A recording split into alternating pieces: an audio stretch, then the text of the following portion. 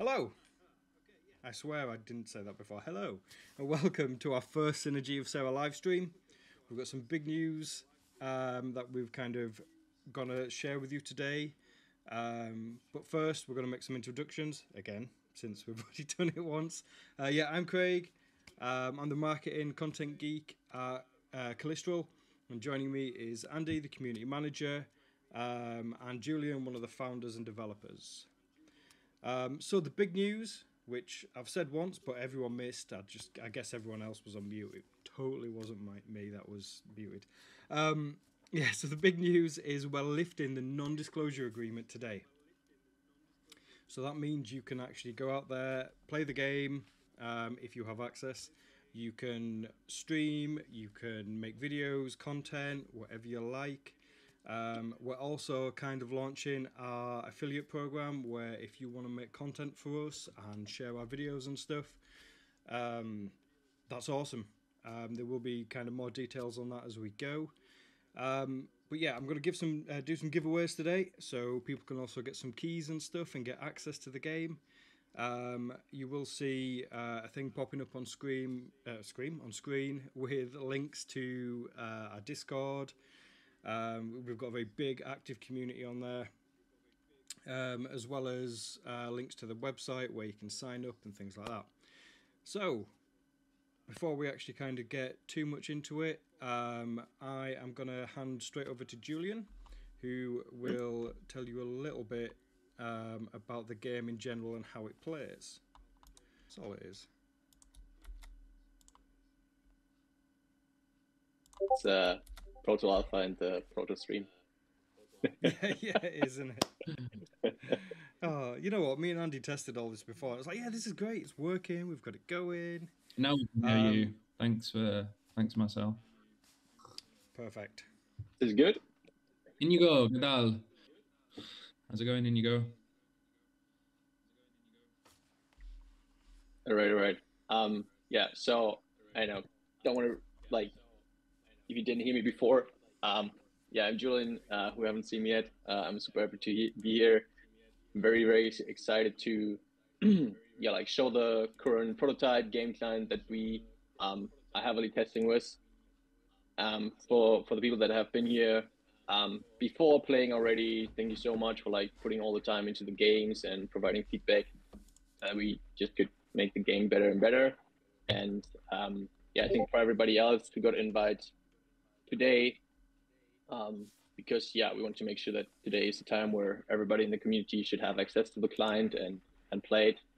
I would do a short introduction into the main mechanics, and just super happy to finally share a little bit more with visuals and stuff, so that it's really better to understand what Synergy of Serra is about, and also what makes it so exciting for being a new type of trading card game.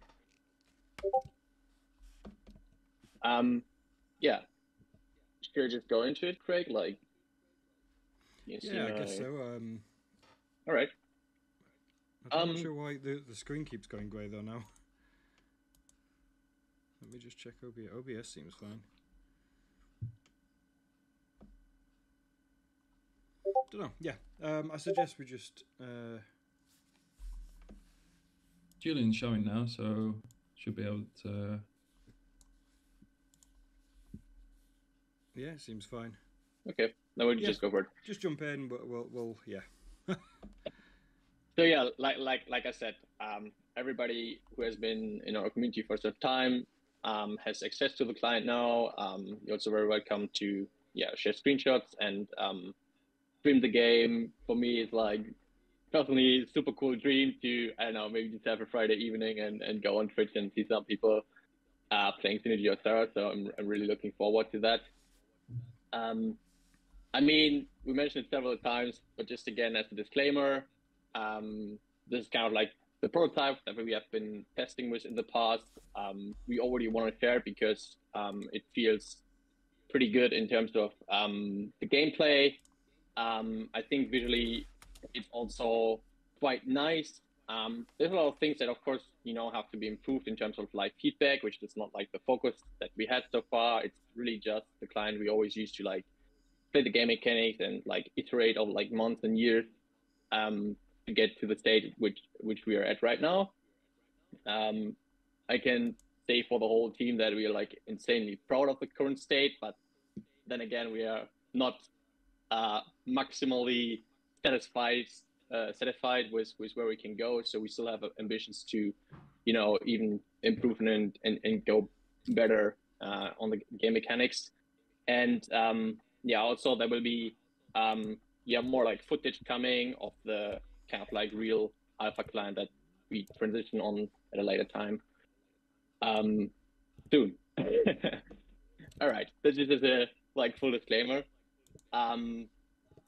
So what I maybe can already explain before jumping into the actual game, like maybe the very basics for the interface that are important for you. Main screen in the middle, you have the getting started video, which I really recommend everybody to check out before playing.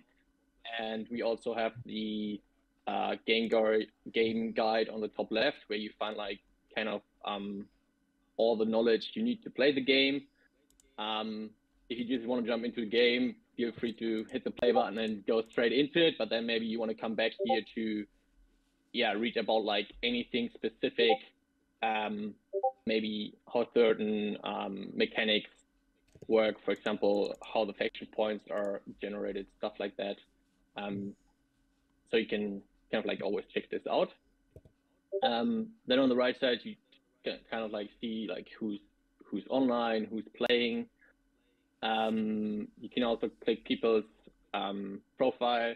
So for example, I can check out Andy, see how many games he played, and kind of like the win rate, the elo rating, the level, kind of like the match history, stuff like that.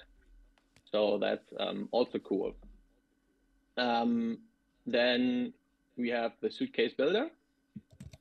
So like, I guess in usual card games, it's called like the deck builder, or like, the area where you build your deck, which in Sage of Serra works a little bit different, but more about that later. But overall, you can kind of like see the whole card collection that is usable in this current version, which is the base set consisting of native cyborg and mech cards.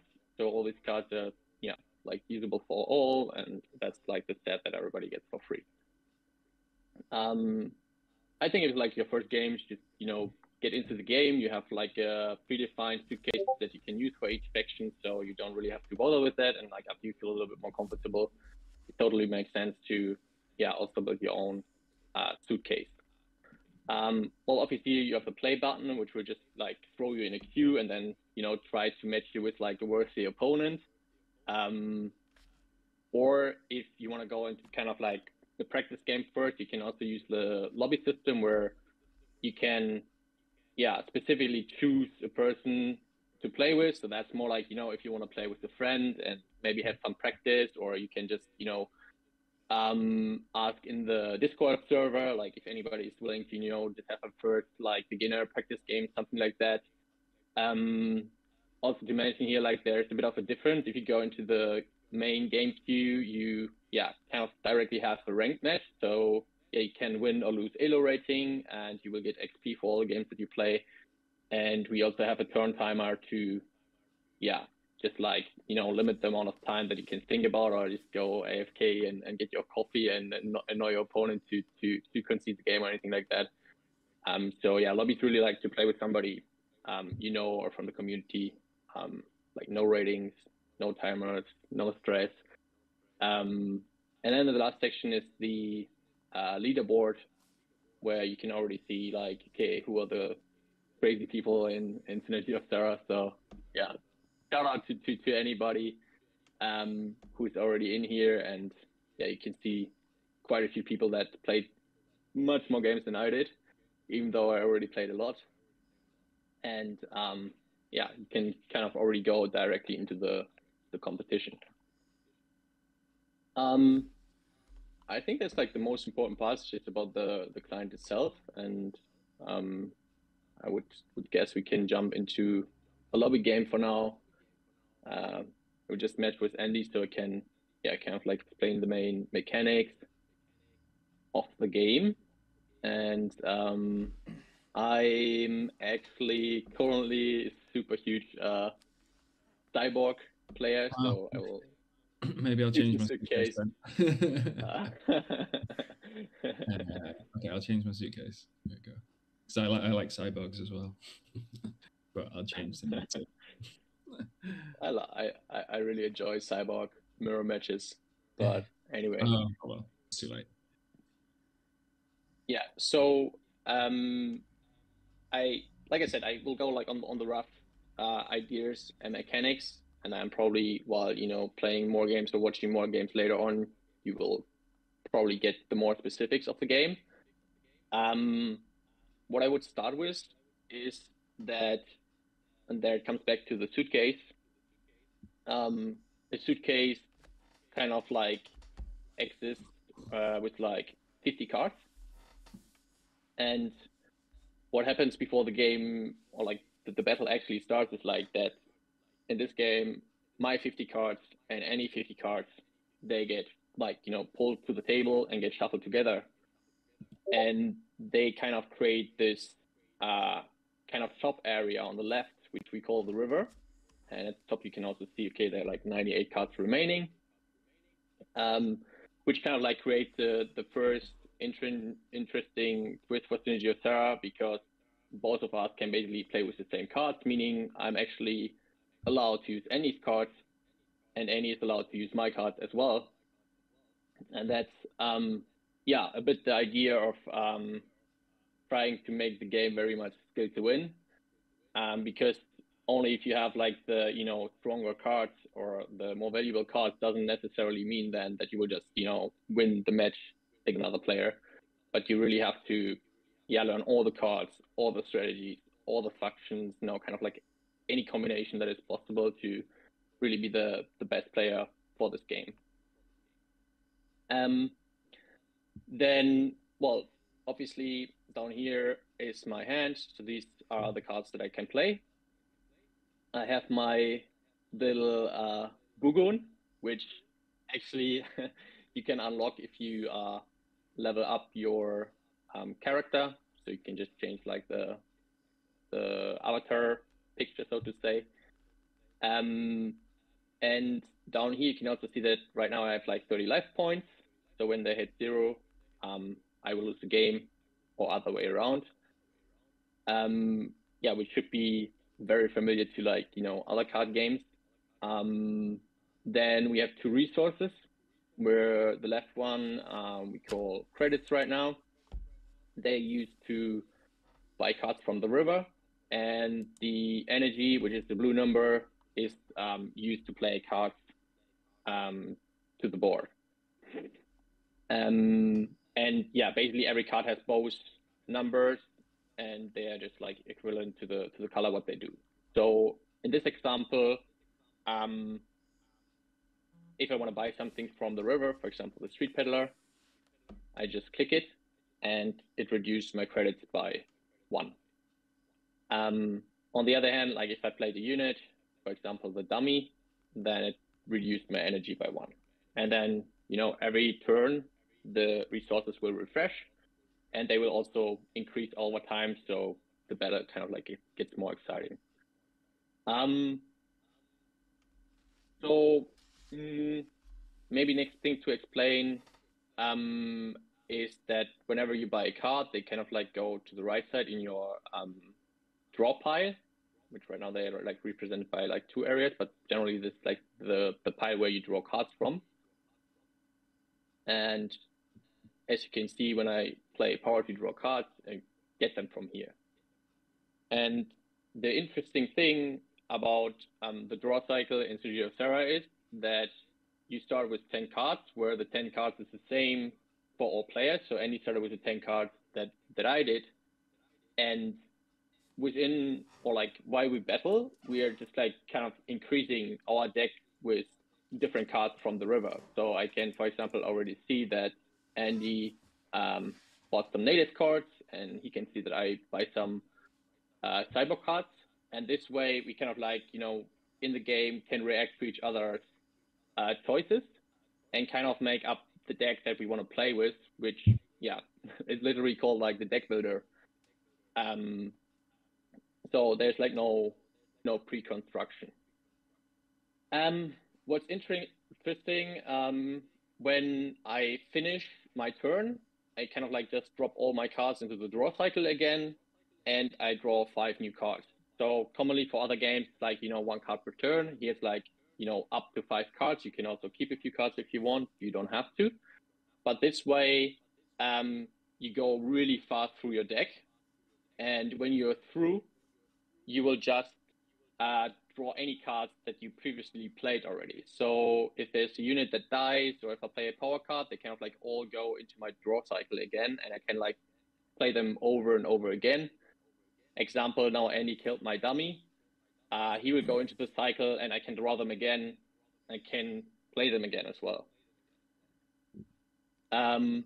So far, so good. There may be 2 more things I will explain, where one is just the card types that we have. There are units. So yeah, they always consist of attack and defense value.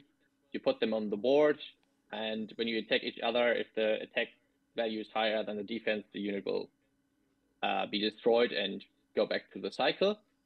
Then we have power cards, just like this Energizer, which gives me energy, or the draw card, where I draw more cards. And the third type is the attachment that you can kind of like notice by the hexagon. And this one are kind of like modifications for any unit that you see. So any unit has like slots on the left side, and you are able to kind of like customize every unit by filling the slots with attachments. And for example, Andy did it already for the dummies with like attachments that just give like +1 attack, and here +1 defense.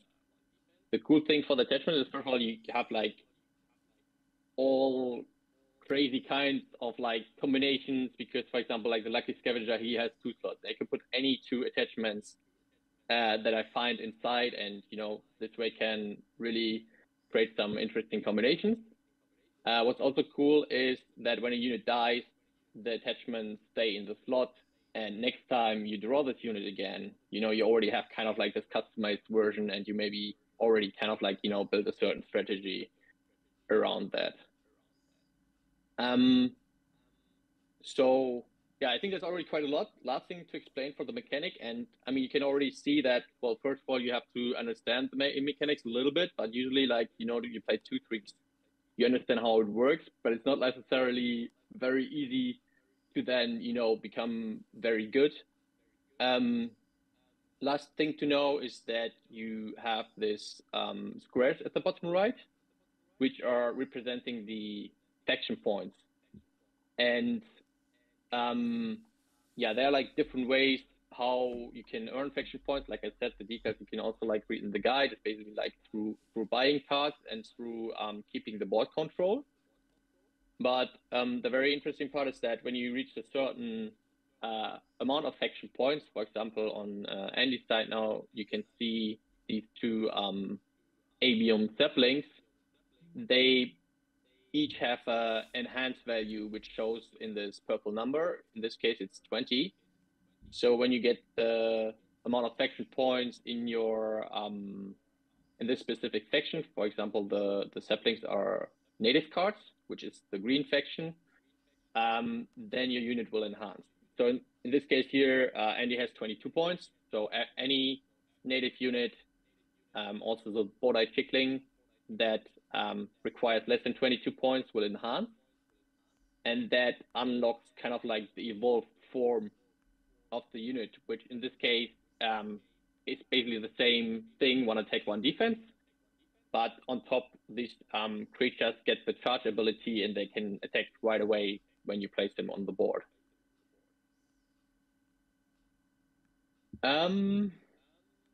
Anything I forgot to mention, Andy?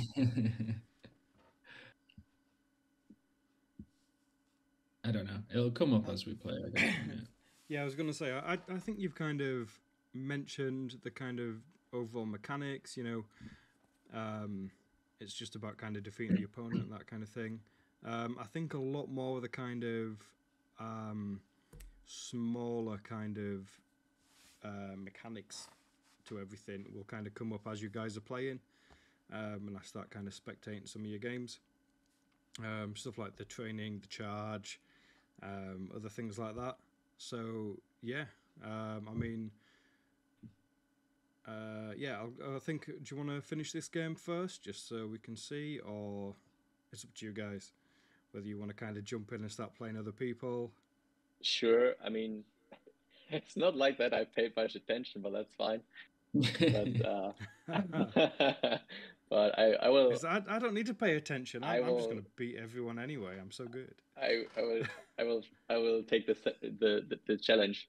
No, it's actually really funny because obviously, like, you know, the first few games, it takes a bit to get used to like all the interactions, like, I don't know, how to put the attachments into the cards, and you know which cards to play where, and also um yeah, just like learning all the effects and stuff. It's just like super normal. But then, like I said, maybe after 3, 5, 6 games, you kind of like get the hang.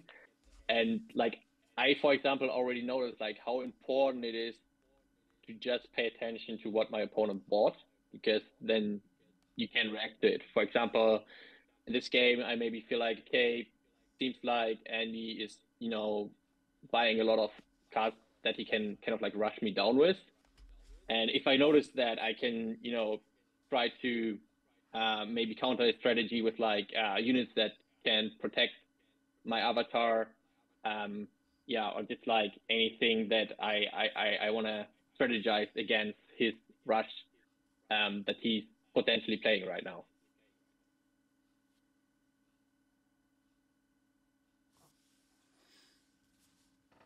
Yeah, I think for me, one of my kind of favorite mechanics is taunt. I know when I started, like you were saying, it's quite a thing to get your head around all the mechanics and stuff. And I know when I started, I lost a lot of games. But obviously, when I started with Lenny and we were playing games, I was beating her, but it was because I kept using the mechs, and they've got all the taunt abilities and stuff, which for me was awesome because it meant like the way the taunt works is obviously people like your opponent has to defeat anything that's taunting before they can attack you. So even though Lenny was kind of building up some like some sets of great cards to attack, she just couldn't attack me. And I slowly, I think even one of the rounds, one of the games, I beat her on the round thing. So the way the rounds work is obviously, so the game doesn't go on forever. Obviously, you get to round 15, and then you start kind of getting diminishing returns and what have you. So you start taking damage, don't you? So it's aware that like if it's almost like a stalemate, it's to get past that. So once it hits kind of round 15, every turn you start losing health. So if that was the state now when we're in round 15, Julian's got less health. Now both parties here would take damage, but obviously because Julian's lower, he's got to kind of try and either get his health back up, or he'll have to kind of. By the way, Andy, do you want to give me the turn? Yeah, no, I was just gonna say, like, I was just gonna make a point that like you don't always have to spend all the gold you've got. So like I've got two credits left, and the river, I can't afford one of the cards in the river. It's grayed out for me, and then all the other cards are like not really part of my plan at the moment. So I'm not even gonna spend those two credits and just hand the turn straight over to Julian. Like definitely something that I had to learn quickly was not to spend every single credit all the time. Yeah, that I had the exact same problem at the start, and I remember playing, and my deck had like 30 cards in it or something. And I think I was actually playing against you, Julian, and you had like 10 cards or something. And that all came down to that remodel thing as well, where you can basically, obviously, by remodeling your cards like this, you can get rid of the cards you don't want. It'll cost you a little bit more to buy something out the river, but it's almost a way of disposing one card and picking up a new card that might benefit your strategy. So there's a lot of, like we say, obviously skill to win, It definitely is.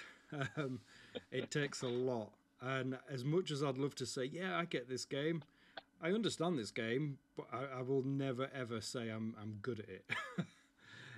It's quite a learning curve, but Yeah. every time you play is different. Even though the setup's the same, the game's the same. You know, it all comes down to what cards come up, what cards your opponent brings, and then the fact that they're all kind of put together in one draw pile. Or no, sorry, not draw pile, all put together to go into the river, which you can purchase for your draw pile. It really does add that kind of sense of fairness, essentially. It's the one thing that when I first joined, I thought made this game kind of stand out. There's none of that kind of, you know, I've got this level whatever card, or I've got this really expensive card that no one else can afford. It just brings, for the gameplay mechanics, it brings that really fair you know, mechanic that people want, and I think that's what really kind of sells this for me. Is there anybody in the chat that hasn't played? Or maybe they just don't want to say.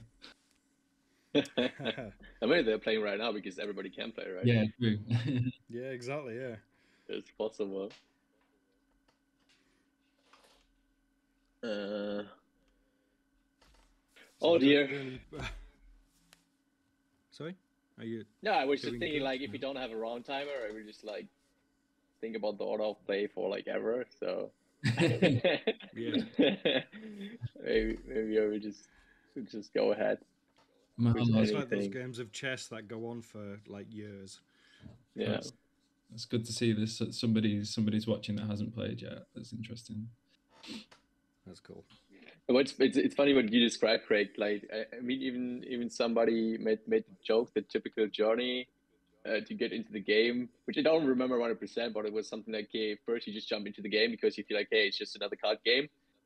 To actually learn that it's not, and yeah, that it's more deep maybe than you expected, and yeah, that brings you kind of like to the game guide to read everything, and then you kind of like have a clue. And I don't know, I think like naturally, for some reason, most people decided to start like with the native cards, probably because they're like the least complex, and yeah, you can put a lot of pressure right away. So then you feel very comfortable, unless you suddenly match somebody who's going heavy on mech that have like, you know, all the taunt units, and you have a hard time to get through and create damage to the face. And then you think, oh, well, they seem to be very cool. So you kind of like transition to them. And yeah, that's a little bit like, I think, Rocksteader's paper right now, where kind of like, you know, the cyborgs again have like quite a good amount of cards to counter mech. So probably at some point then you, yeah, like match against a player who mainly plays cyborg, and yeah, kind of like figure, oh, actually cyborg is pretty strong, and that's kind of like how it goes in like cycles. You have fully just explained Your journey. how I came to this game and my whole journey from it. Yeah, yeah, that's exactly how I see it. Obviously, though, that's when being able to build your own suitcases, that is what makes it kind of stand out as well. Because then, you know, you might develop a strategy, for example, that has some of the strong taunts from the mech, but some of the really kind of high damage from cyborgs. You know, it might vary, and obviously, as more cards are released and people get more cards, you know, different things can happen. But yeah, at the moment, that's where I'm at. I'm kind of in the cyborg corner, and I'll just wait for somebody to come along and beat me with another strategy, and then I'll try that one.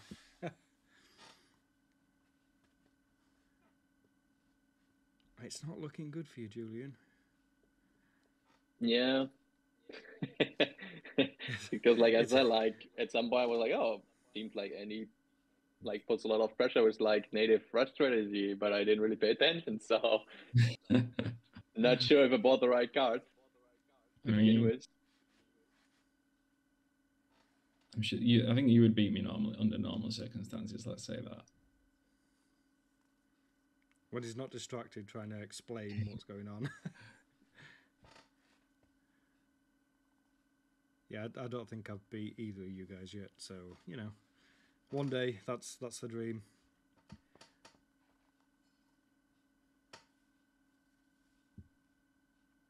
I mean, you now get to stream and play and learn from the community and watch their games. Exactly. So This is it. Yeah. Now that's the main reason I was like, yeah, let's lift this NDA so I could go and watch yeah, other people play and learn. and learn from them and figure out how to beat you. Nice one. Uh,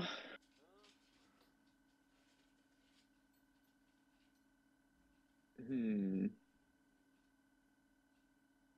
Yeah, so I'm just like playing around a little bit like with attachments because yeah, you can technically like, swap them over however you want and do kind of like all kind of combinations. And yeah, for example, right now I'm not sure like for example to just play 2 units or um remove the attachments because then you have less energy to pay for the unit and just get more units on the board. Probably not my preference because I don't want to use that one right now and just keep it for the next round. So Did you mention how to keep cards for the next round? no, but yeah, you can basically just right click them. Downside then obviously is that you draw less cards because you always fill up to 5 cards. So if you keep 2, then you will only draw 3 new cards. So it's always like a matter of how important these cards could be for your next turn.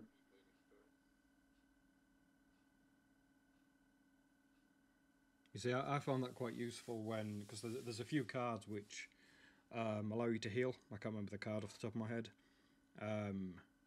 And I've found like if I'm on like full health, I think this is actually one of the ways I beat Lenny was we both kind of won about the same when it got to round 15 and we started taking damage. What happened then was she could have beat me, but because I'd kept hold of this, like, I think I had like 2 health cards, played them both and boosted myself by like 10 health. Yeah, she wasn't really happy with me that day. But yeah, it's a strategy. That's the way I see it. Yeah, that's why So you yeah, like hanging on to cards. that's why you like Sorry. the taunt. You just build the wall and then you heal yourself. Yep, just build a wall, sit there comfortably, man in my castle. Well, watch the world burn around me as I'm comfortable, keeping myself alive. Yeah, I think myself would hate that. That's kind of like his hate opponent right now. That yeah, you just hide behind your wall and heal yourself and try to like stay the game. Which yeah, I guess can be improved in the future generally, but it's like his #1 hate strategy to play against. I'll remember that. So if I end up playing him. At the moment, I can't see all of the bits, but I can see the chart, and I can just someone's just put death to all taunts. I think I just I think the it was wrong unit yeah. mistake. I should have killed your street peddler so that you didn't, so that it affected the faction points. I killed the dummy instead without thinking about it. It's like faction points, I think, as you were saying before, they're super important to be able to enhance your cards and make them more powerful.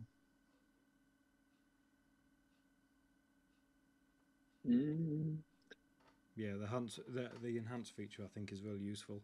My problem is I'll read the enhance and think, oh, that's great, but then I'll be nowhere near getting the enhance of the unit.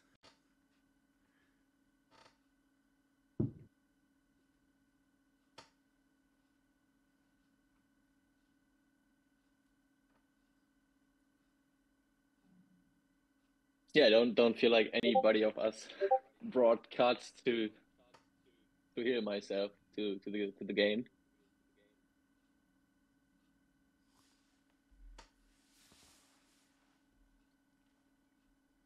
That's why it's not showing up in the river.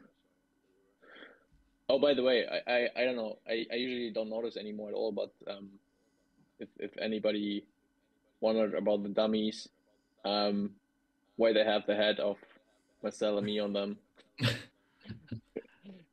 Yeah, just like once in a while somebody just reminds me, hey, you guys still have the head there, right? I'm like, oh yeah, I totally like you just play so much and you don't notice anymore. But I think the backstory there was like that yeah, so the dummies are always in the starting hand, the 10 cards you start with. And the one has a effect that sets training plus attack, which basically means that whenever this unit is destroyed, it comes back stronger in terms of attack. And then the other one is like the match where the defense value is increasing every time the unit is destroyed. But they kind of like hit the same artwork, which right now is just like a placeholder image, which is a kind of like background image of another unit. You couldn't really distinguish. So yeah, it was like mentioning in the team, oh, it would be so cool to like distinguish them. And I think Aaron, he just like cropped our heads and just put them on it and was like, okay, are you happy? Like, yeah, actually, it works for now. We can change it later, but then yeah, no, it's in. I don't think we should. No, it's in. Yeah, that's actually what I was very much worried about. That it's like it's canon now. That's it. Part of the game lore. Yeah. Although what you could do is you should get some like really unique minted cards done of those two, and that's it. There's just like one of each in existence. Oh wow. That would be pretty cool. Oh, and then how would you get them? Like well, it could be like the top people in the first season or something. That would be pretty cool, yeah. Some kind of unique, like you'll never see it again artwork kind of thing.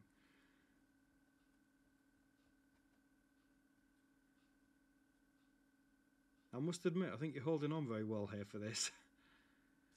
It will be tight. It will be very tight. Depends on how much charge you can come up with. Nope. And okay. Also, yeah, and he's already at 60 faction points, so his unit should be much stronger in terms of effects.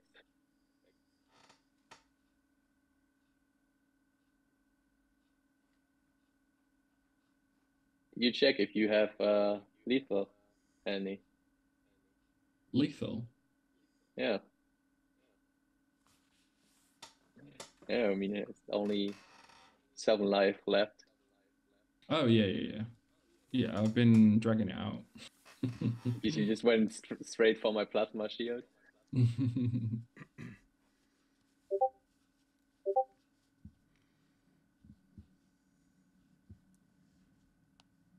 This is when there's no taunts, it's just open season. Same. Is that the card that gets stronger when there's more units on the battle as well? No.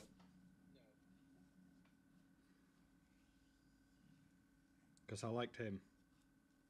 When I played that guy, and if you get like a few of them at once, and they kind of just bounce off each other and increase each other's damage, that was cool.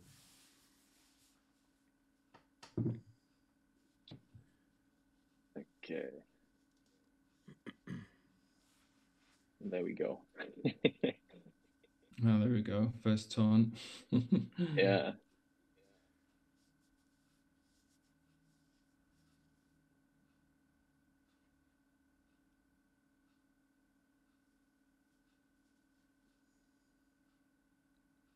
Okay, so I don't know how this round goes, but I have the feeling like this round one of us will lose. 8-7. Well, I can't.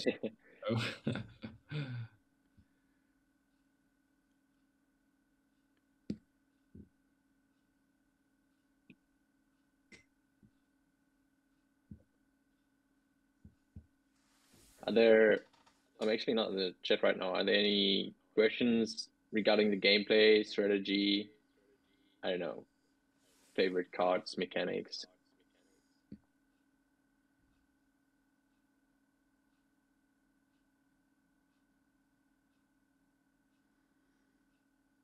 I can't see much in the chat at the moment. All right. Yeah. Whoa. Hey. Cool. Cool. Okay. Let me.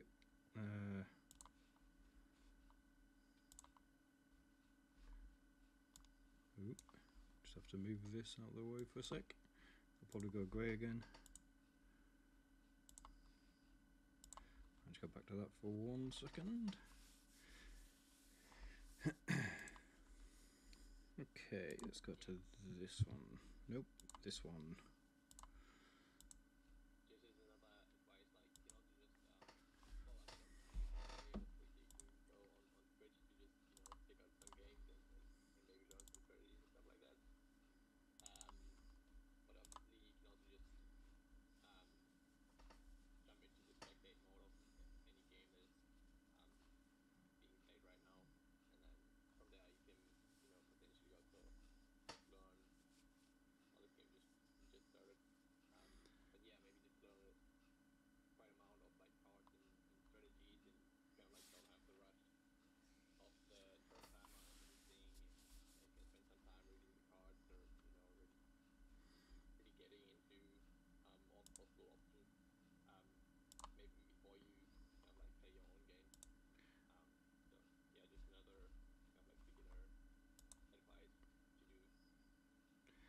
Will you just stop streaming your thing in our channel, Julian?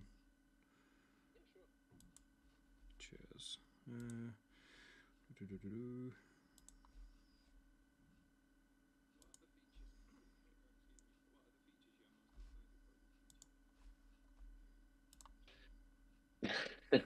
Great question, that, to be fair. I mean, there's so much really new, isn't there? So yeah, I mean, like I said, I'm like super happy with the current game. Super proud of the team. But yeah, at the same time, like I said, right, we're like never satisfied and still see how we improve. So generally, our original idea was always like to have it a very fast-paced game. So it's kind of like one thing we're improving very soon, changing a few of the mechanics that the game gets much faster. And yeah, just that you have even more opportunities to like combine things and tinker around. And yeah, so like we are always like building in the background and experimenting. I think one of the things that I'm most excited about is actually implementing a feature that enables us to play multiple factions at the same time. Yeah, which we have an idea that, you know, is already kind of like prepared, but needs to be tested by all the testers if it really works this way. But I think it's fair to say that right now in this version, most players go for a specific faction right away, and it's usually the faction that they already decided before they enter the game, which is a little bit against this ethos. What we want to achieve to say, hey, before you go into the game, like you don't. I mean, you can have like kind of a planish thing, but usually you should need to always like, you know, adapt depending on what your opponent is playing, what your opponent is doing. So I think this area can be improved, and just like, you know, always focusing on one faction is not as exciting if you combine like 2 or 3. So that's, I think, the one thing I'm really looking forward to. Yeah, have the game mechanics change in the direction where it's very valuable to combine multiple factions. Also, then you have more diversity, obviously, in terms of combination options that you have. Like, you know, if you start to, I don't know, put like typical mech attachments into native units, or I don't know, maybe you say, hey, you know, I still want to have this fast rush strategy, so you buy like all these natives that have charge, stuff like that. But at the same time, you know, usually a certain counter can break your head, like, I don't know, you know, what we said before, like, you know, playing mech, putting a lot of taunt, which will slow you down. So maybe you combine a little bit with some abilities of cyborg, or you're like getting just certain cyborg units that you know you need to kind of like break through this wall, and then, you know, kind of like support your aggro strategy. So I think just the fact that, yeah, basically right now you can already combine everything with anything is like giving every game kind of like a unique touch, because just of like, you know, potential combinations that you have. But then it will be even more fun and even greater if you mix up the factions between each other. Yeah, I think that's like something I'm super excited about. And like even though we say Sage of Serra is like a highly competitive game, which in my sense means more like team internally we sometimes even say it's kind of like, you know, the chess of card games. We want it to be like, you know, very deterministic. So you know, try to avoid any effects that, you know, involve randomness, stuff like that. Like really trying to make sure that the better player wins. And yeah, I think at the same time, sometimes you just want to like, you know, lean back and maybe just have a bit of fun. And you know, obviously there will be also modes where you don't get like your rank decrease if you lose or something. So just like a casual mode, and there I think it's more like about tinkering around, trying to find new strategies, see what you can combine with what, like, you know, coming up with new synergies. And I think, yeah, the more you mix the factions together, the more crazy things will get. And even though we are already playing with the same card set for a long time and everybody's playing the same cards kind of like over and over, I'm like still like so crazily surprised that people come up with like new combinations, and even that, you know, every single game for me still feels like so unique. Like, I mean, a lot of times I go like maybe for like similar strategies that I kind of like have in mind, but then again, yeah, there's always something that kind of like surprises you and that never happened to you before. And I think that's, yeah, also like a great feature, like, you know, not getting bored in terms of replayability. And yeah, like, I don't know, getting like the experimenters really excited to just try always to combine different things, find new things, explore and think around. Yeah, completely agreed. Like at the moment you can combine things, but it kind of, in a purely like to win sense point of view, it makes sense to try and concentrate on one faction more or less at the moment, at least until your faction points are at a good level, and then you can start mixing in. And when we're able to like just completely just combine everything from the start, it'll be even better than it is now. So yeah, completely looking forward to that. There's a question in the chat that asks, when the river is refreshed, is the entire deck of remaining cards reshuffled, or does it pick the next 6 cards from the already shuffled deck? Yeah, I mean, everything obviously open to suggestions and testing, but yeah, right now it's kind of like its own pile, which kind of like is the card pool. And whenever the 6 cards refresh, they would like, I think technically it could even be the exact same 6 card, because yeah, they go back to this pool, all the like 100 cards are being shuffled, and then they create the new river. Well, I've never seen that it was exactly the same river, I think, but technically it could be possible. And that's also the reason why you have like, you know, the refresh option to, of course, sometimes like look maybe for this one specific card that is still missing for your strategy. But then again, you know, every time you refresh, it gets more expensive in terms of energy, and you maybe, you know, miss out on like playing units and maybe fall behind. So you kind of like have to make this decision, okay, to try to get this very specific card, which you're not guaranteed that it will, you know, necessarily come, or you, yeah, just kind of like use your energy to keep up with your opponent and kind of like build pressure on the board. Yeah, definitely. That's the gamble, isn't it? Like, do you filter through trying to find one card, or do you try and be more flexible and take what's there that you can then adapt to your strategy? Yeah, I think a lot of that comes down to what, you know, if you've played a couple of cards, say you had like loads of attachments and like 1 or 2 units, and you ended up with lots of energy left, you've got that energy then where you could like browse through. But yeah, it's that balance game, isn't it? I mean, between trying to balance the river, balance your faction points, know how many cards you've got and what you're going to kind of change, it really does make every game kind of different. So who've we got here? Vanessa and Gregor playing against each other. We're currently watching.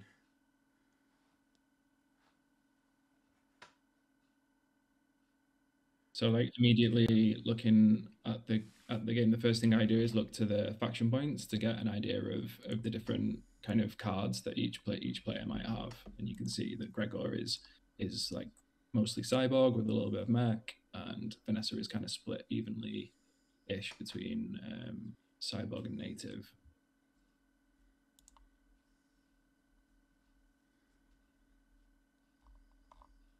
Obviously, Gregor's got a few cyborg cards out, all their attachments.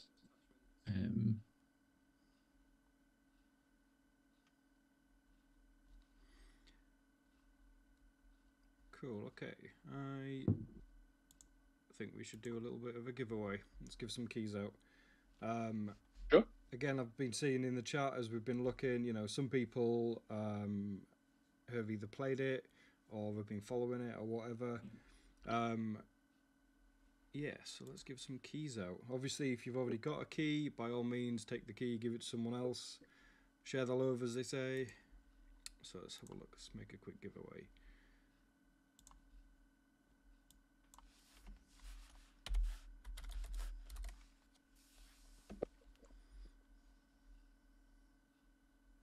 So what is your favorite faction right now, Andy, or strategy? Yeah, I've got a suitcase based around Enrage that I quite like playing. I haven't played that for a while. I've been trying out some different ones, but yeah, I went through a phase of trying that. So for people that don't play or don't aren't familiar with the term Enrage, if a unit takes any damage, then it gains more attack value. And Cyborg have a few different power cards that let you damage your own unit, so it's quite clever in the way that you can kind of damage the entire board, but your units will get stronger because of it. Or if your opponent doesn't have quite enough attack value to destroy the unit, then it becomes stronger. So I quite like. Yeah, I've been playing with something based around Enrage recently. Yeah, I found quite a lot of success with that. So that was quite fun. It's always nice to win. Yeah, it's like the Okay, fact guys. then how suddenly everything is almost like exploding, especially for cyber, right? Because they have a lot of this enrage effect. So I don't know. Sometimes you just play something in the direction of like a ball clear, which damage all the units, but then all the enrage triggers, which then kills other stuff. Mm-hmm. Or maybe they also have enrage effects, or they have some death effects that then again triggers. It can sometimes get really wild. Yeah, Cyborg have Daredevil as well. So Daredevil is another keyword, and that allows units to ignore the taunt. So earlier we were talking about taunts and how they can be quite frustrating as putting up a big wall of taunts and a big barrier to protect while they like build up their kind of thing here. But if you can get in ahead of them with some Daredevil units, then you just ignore the defensive wall and go straight to face. So yeah, I quite like Cyborg for that as well. Yeah, a couple of people have already seen it and have started. If you type hashtag Bagney in the chat, it will enter you into the draw. Like I say, if you've already got a key or already have access, then it's fine. Have another key. You could dog at 2 games; it doesn't make any difference. But you can, Yeah, you can certainly use that key. You like. Exactly, yeah. Play against some people you like. Play against people you don't like. I mean, I'm sure that's fine as well. Act like their friend and then destroy them.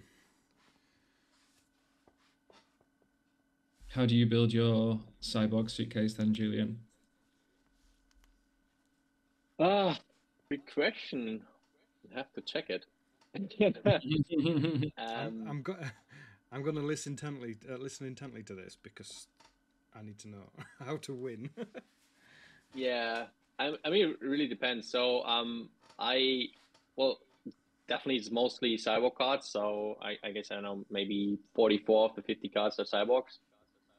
And then yeah, I just sprinkled in a bit of cards that I kind of like notice when I go cyborg. I usually lose against certain things. And just to counter them, then I have different stuff to try to avoid it. For example, and actually it's something I used in our game right now, but I think it didn't get to trigger it, but it's an attachment called the mending station. That kind of like, heals up everything on the beginning of the round. And yeah, I'm pretty sure that also includes your avatar. So yeah, in case I play against a native, I know that kind of healing gets more essential. If you don't want to use taunt, and I'm not so much of a taunt player, So I prefer to just, if it gets very extreme, to have at least a few cards that, can heal me up. But then, of course, depending on the matchup and what my opponent is buying, like, sometimes I just really don't use it, right? Because if I play against a cyborg, probably not needed. So it's just really, like, sprinkle a few cards that are kind of like a backup for me if I face certain players or certain like strategies that I can kind of like counter them. Similar thing goes to, which right now I don't have in my deck, but usually I tended to, is for example the card Field Burst, which is a power card that can consume all plasma shields on the field and deal 2 damage for each one, which I think is very, very strong. For example, especially Mac, they use a lot of plasma shields. For those who don't know, it's kind of like a shield that one time absorbs all the damage. So it gets much harder than to kill off the units. And it's just like a perfect card to, counter any mech players. So yeah, there's like this few sprinkles. And then I think within Cyborg, I have like, like 2-3 strategies that can potentially play, because yeah, obviously the river is always different. And I cannot just have this, okay, that's my goal, that's the strategy I want to play. I kind of like have always handled with the stuff that I get, and then also, depending on what my opponent is buying, so I have multiple things that I could potentially combine. I have 2 strategies that I really like, that I lost hardly against also at some point, and so it's like, okay, I will add this in just in case. Sometimes when it, the combination comes, I can buy them. So you get a lot of charging effects, where charging means kind of like mostly every beginning of your turn, these effects will trigger. So if your opponent can't remove those units with his attachments, they will all trigger. And then there's another card in the Cyborgs that can kind of like reduce the time that needs to pass for a charging effect to trigger. And yeah, it just like can get very powerful if like almost every unit has an attachment with charging effect, and then you can always trigger them without actually like getting the rounds, like basically without giving your opponent any turn, you already trigger the charging effects, which usually is the counter, right? You end your turn, your opponent has time to kill off all the units that have a charging effect. So yeah, you just kind of like, speed up this time, which I think is really cool. And then another one, which is quite different, and sometimes I even play both at the same time, which is like super cheesy, is Speed Street Food. That's one of the cards that I really, really like. It is trigger the death effect of all ally units in play. So similar thing, right?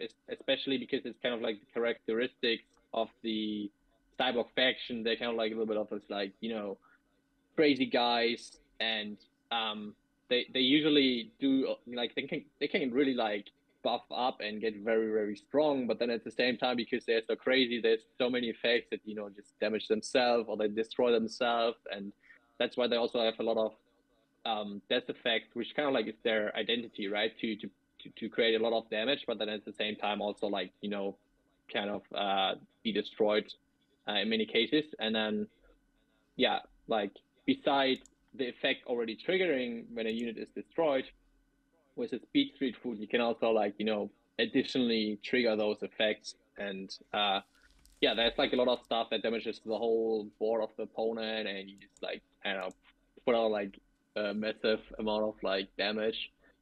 Also a lot of cards with Enrage, similar to yours. So, I always have kind of like these options of strategies I can kind of like lean into depending on what my opponent is doing.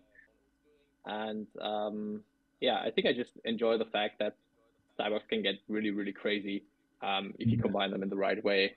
So, yeah, I love the charging, having a few charging attachments, and then you slap down the power and it activates the charging immediately. It's when you can pull that off, it feels really nice.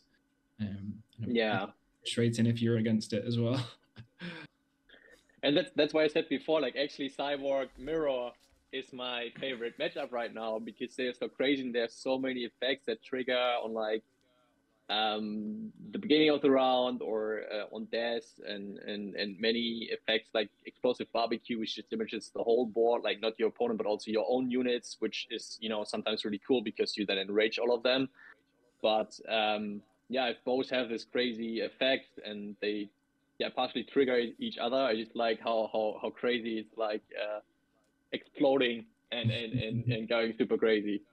It's just really fun to play, and also it's just like very challenging. I think it's very challenging because you kind of like have to have the overview of like, okay, if I do this now, what is actually happening, right? And like, it like damages your own units, your opponent units, the stuff is enraged and triggered, and something dies and does something. So just the capacity that you need to kind of like receive just what one power is doing is very complex. So obviously you can just throw it and see what happens. But if you want to make very sure that you get the best of your turn, you kind of like try to calculate everything that is happening, and what else you still want to do, and it can get very, very deep and complex in these games.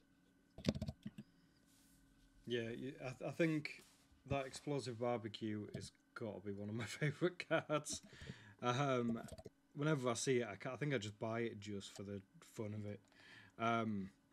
But yeah, no, I must admit the cyborgs are ones I've played the least. But just hearing you explain some of the kind of strategies and stuff you come up with, and you think, I might have to play them a little bit more now. But yeah, cool. I am gonna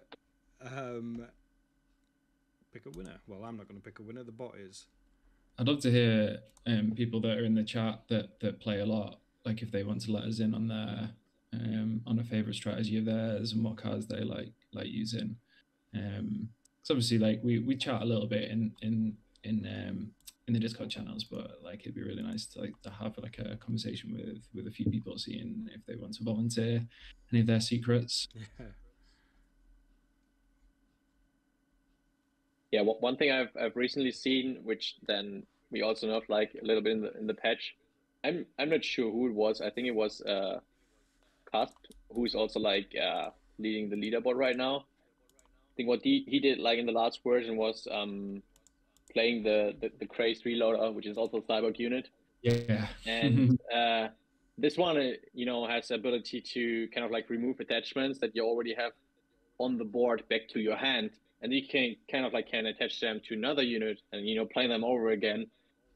And he's that attachment that the moment you call this unit to the board, it triggers the effect to increase the attack of the adjacent units quite heavily. And then if you have it like because Crazy Reload also has 2 slots, you have it 2 times in, you boost it like 2 units double times, and then you remove the attachments, put them in the next one, and place it again next to them. And I think, I don't know, you could like finish off a lot of people in like one turn, basically. One shot potential there, isn't there? Yeah, and I mean this combination was there for like months. You could have played it for like months, and nobody really found it until that point. And then people started to kind of like copy it, and it got really crazy. So we were like nerfing a little bit around that. There's one thing finding it, and then there's another one being able to like execute it really well in game as well. So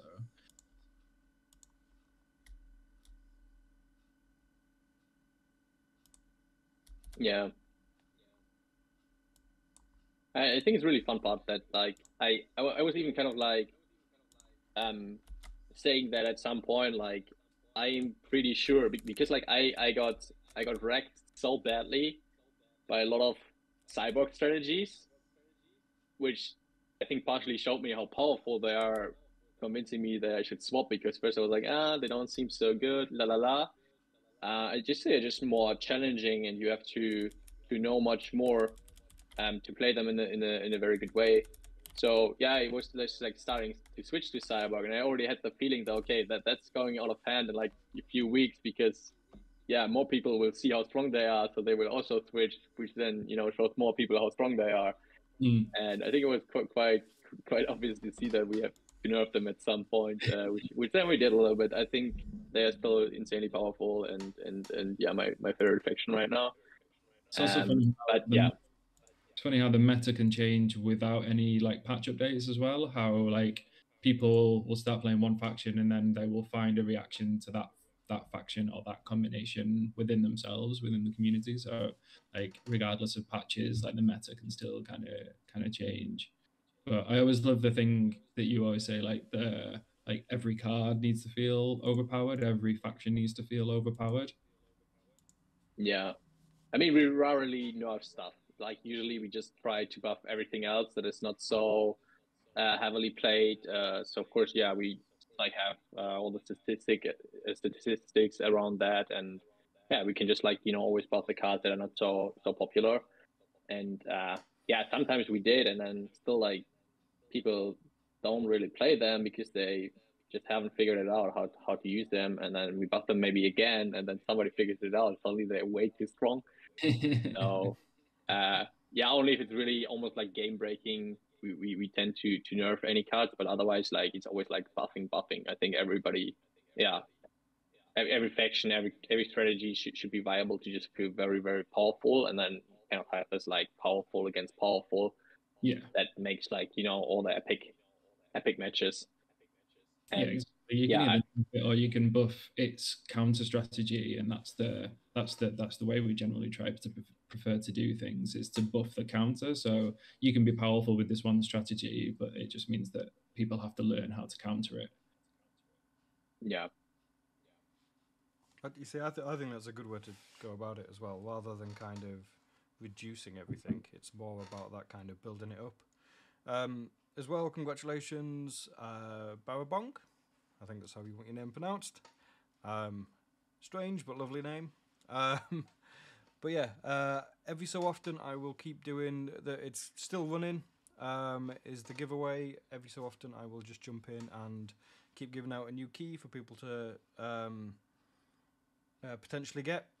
I'll send you a message, just a whisper in Twitch, and then obviously you can follow the link I put in there and activate your key. All that say, if you've already got access, give that key to someone else, get them in, and beat them into the ground in a nice way.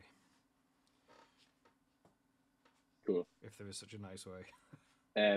Rick, do you maybe want to jump in some game where it's like a little bit maybe higher stakes? Well, not higher stakes, but like I just saw that for example, Kat is playing against Prince, and yeah, I mean since Kat is on the top of the leaderboard, maybe that's Yeah, that would be cool to watch. a cool game to watch, and like yeah, maybe you can if it goes very very wide, maybe you can explain a few things there.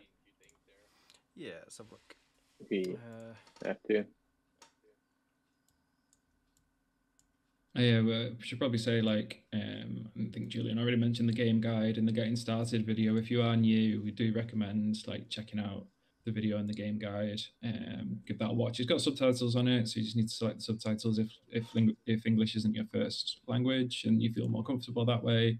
You can do that as well. Just looking at the stats first. Wow. I don't think I want to ever play Cusp. I haven't, and I don't think I ever want to. So well done, Cusp, for being awesome. Very That's scaring strong. me. Yeah, it's great. It's great that we have like people like Cusp as well. Like they're active in our Discord as well, and very friendly and very approachable. So if you are new, I'm sure people wouldn't mind giving any hints and hints out and handy tips and stuff like that. Yeah, I think only player probably who has a better win rate is Summer Flame, or I think oldest tester in the community. 9%. So he's like one of the few people that also tested the very first prototype, which was literally just like colorful rectangles. And actually that's the idea for upcoming stream break. Like we definitely have to have an evening where we play the very first digital prototype, and like let the people of that would the be team pretty fun. right. That would be amazing.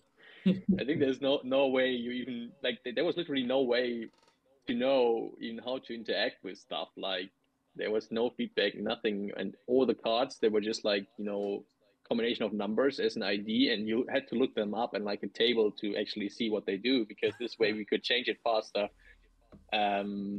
Yeah, without implementing too much, which was like I think super crazy. And I still remember kind of like what was the main strategy, obviously, to play at that time. So I would try to go on this one, but just even interacting with it will be very difficult. So yeah, just like some of them has been playing since that time already, and I think right now I just checked it now, like this win rate of 94% on like 150 games. Yeah. Oh, yeah, like I know That's but yeah, I pretty think insane. yeah, it's just crazy. It might be quite an idea as well to do another stream at some point where we invite some of these top players and do like a mini tournament live, and we'll see who wins that. Maybe we Yeah, could give a crate away to whoever kind of is the top out of the top, as it were. for Um, sure. that might be All, fun. all the dummy with the face. Yeah, yeah, that one. Yeah, but Well, I think on the other hand, like just checking the leaderboards and like the win percentage. Like I said, well, obviously, it's just like the like the fun time. Like there are no stakes, anything, right? So there are a lot of people just playing around. So obviously, their win rate maybe is not as high as it could be. But just from my experience, like it's just like a few players. Whenever I play them, and like seriously, I feel like in like 100 games, there's probably not even one game where I would beat them, right? And I'm like not the worst player, like you said before, Greg, right? Maybe I would beat you in every game. I don't know, but like it's sixth. crazy. Like I'm you not the play, worst player. You're sixth. yeah, Sorry. same. There you go. Look, Yeah, but it's literally 74%. right, like we all play with the same cards. We all start with the same cards. We can buy anything from the river that our opponent can also like buy. And I'm just still amazed at how much this idea of make it skill to win evolved now into that. Yeah, literally, even though you have the same base to start with, just if you are better in like what I don't even know what it is, like analytics or knowing the cards, knowing the strategies, you will just win.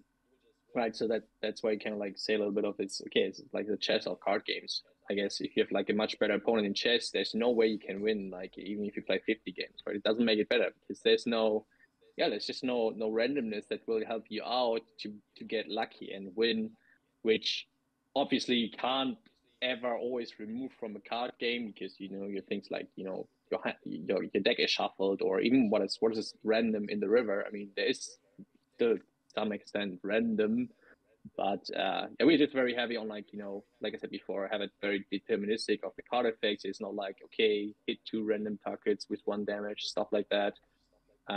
Yeah, it's something that we really try to strictly follow along to really generate an effect that it's good to win, and the better player will like win in like 99% of the cases. Like you say though, I think it's knowing that strategy, isn't it? It's knowing what cards. Yes, it's random of what cards will come into the river, but if you know how to play one card with another card quite well, then you can turn it into an advantage anyway. But yeah, I'm looking at some of the names on here, thinking they've beat me, they've beat me, they've beat me. I think I've played Lemons a few times. See, I think this obviously is the account obviously where I can see both sides, just for while we're streaming. Normally I can't see the opponent's cards, by the way, so if you ever do end up playing me, I'm not cheating. But yeah, I think my win rate's about 52%. Yeah, Lemons has beat me quite a lot. Are there I'm any one of these people that Are there any games to spectate? I'm just gonna Um, have a look. and there's a question from Mahalo Mays that asks about any plans to do physical cards. We get this question a lot, don't we? Yeah, probably have answered it one or two times already, maybe. But it's a nice question to answer. No, it's also something I'm like super excited about. So we definitely actually thought about that for quite some time because it's the idea that we would really like. Um, I mean, it's all you know, open to be discussed and decided. But like, I think right now, the stance would be that we would love to do that. Especially if we're going more active in terms of like live events. So idea would be, yeah, maybe doing like community meetups in real life, or going on some kind of like conventions. For example, obviously like Gamescom is always a cool event in Germany, and just have something there that maybe I don't know, maybe can run like a ongoing tournament there, and every time somebody is at the top can get a physical card as a reward, something like that. Or even have it as a reward for being high in the season, stuff like that. I would argue that in that case, it would be more like collectible. And well, Yeah, yeah, it'd be more of a trophy, wouldn't it? It'd be yeah, that, look at this awesome card I got. No one else has this, that kind of thing. It's that kind of bragging rights, and everyone loves bragging rights. yeah, and well, of course, you can combine it like the physical card with like NFT that you will get, and maybe it's just a certain cosmetic that you can use for a card that other people don't have. But what I wanted to point out is just like I think it will be very hard to play this game in a physical way, right? They're just like many mechanics that I think yeah, only possible in the digital realm. So even though if you would print all the cards, like I said, it's cool to collect and stuff, but maybe it will be very tough one to try to yeah, like mimic all the mechanics in a physical way. And one example is like you put like several attachments on a unit, the unit dies, it goes into your cycle, then how do you put I mean, you could put them all in the same sleeve or something, but then you would even know which one it is. So Yeah. um also, like I said before, right, playing cyborg against cyborg, and you have like all these effects that trigger other effects, and usually in the physical world, you always have like this gemstones or something that you put like as damage markers and stuff like that. You would be like busy for Yeah. 10 minutes. So that yeah, that Too really long reminds me like taking about notes and yeah, then actually playing. yeah. Yeah, That and was I think kind of kind of like where we were at the beginning when Marcel and me started to create this game. Like we were always testing with different paper prototypes just to be very fast and iterating, right? To find like a concept that we like and see how it feels. And the closer we got in the direction that we wanted to go, the heavier we saw how at some point in the physical world it get very complicated. And like the games that we played there, like one game took like an hour, not because it was like that crazy complex or anything, but just like to keep up with everything that is happening and marking it and writing it down. At some point it gets very crazy. And that was already then the stage where you said, okay, whatever, let's start with like this digital prototype, which is just like wireframes, but at least we have everything calculated automatically. Yeah.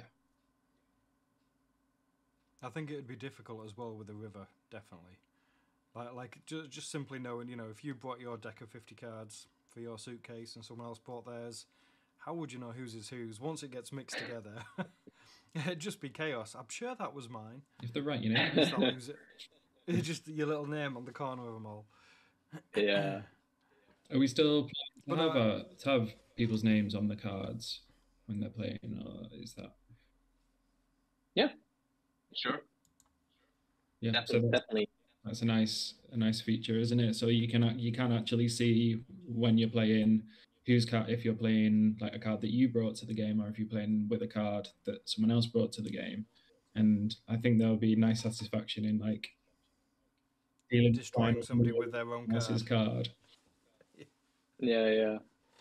I think we talked about it yesterday already, right? But like, it's one of my favorite memes. I don't know if it was from the meme challenge that we had or something, but like, where you have this meme that says, "Okay, how it feels to win," Yeah, and then you have like how it feels to win, but with your opponent cards, and it's just like this feeling. I think that will be super exciting, super fun. Maybe even at the end of the game, you can show it in the statistics, right? Like you played like I don't know 70% from your cards and 30% of your opponent cards. So you could always at the end see how the diversity was, stuff like that. Yeah, for sure.